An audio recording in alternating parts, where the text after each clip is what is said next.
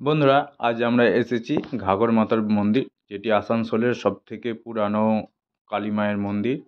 তো এখানে কিভাবে আসবেন সেটা আগে বলে দিই। দুর্গাপুর এক্সপ্রেসওয়ে ধরে যদি আপনারা কলকাতা বা বর্ধমানের দিক থেকে আসেন, তো আসানসোল পৌঁছে আসানসোল টাউনের জন্য যে বাঁদিকে রাস্তাটি গিয়েছে, সেখানে না গিয়ে সোজা আপনাদের আর কিছুটা এলে 1 কিলোমিটার মতো দূরে মেন রাস্তার ডান হাতে পড়বে এই মন্দির। আর এটি যেটি দেখলেন, এটা হচ্ছে গাড়ি পার্কিংয়ের জায়গা। এখানে আপনারা দেখতে পাচ্ছেন শ্রী শ্রী ঘাঘর মাতার মন্দির। এটি প্রতিষ্ঠিত হয়েছিল 1620 খ্রিস্টাব্দে, অর্থাৎ আজ থেকে প্রায় 400 বছরের পুরানো এই মন্দির।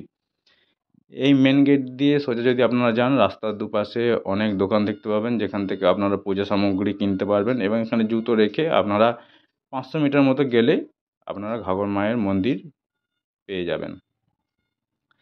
এই মন্দিরের পিছন দিয়ে একটি নদী বয়ে চলেছে, এবং এখানে জানুয়ারি মাসে একটি বড় উৎসব হয়, 15ই জানুয়ারি। আপনারা দেখছেন, আমরা সেই সময়ই গেছিলাম, তো তখন কিন্তু খুব লাইন থাকে। শীতকালে গেছিলাম, এরকম লাইন দিয়ে আপনারা পুজো দিতে পারবেন।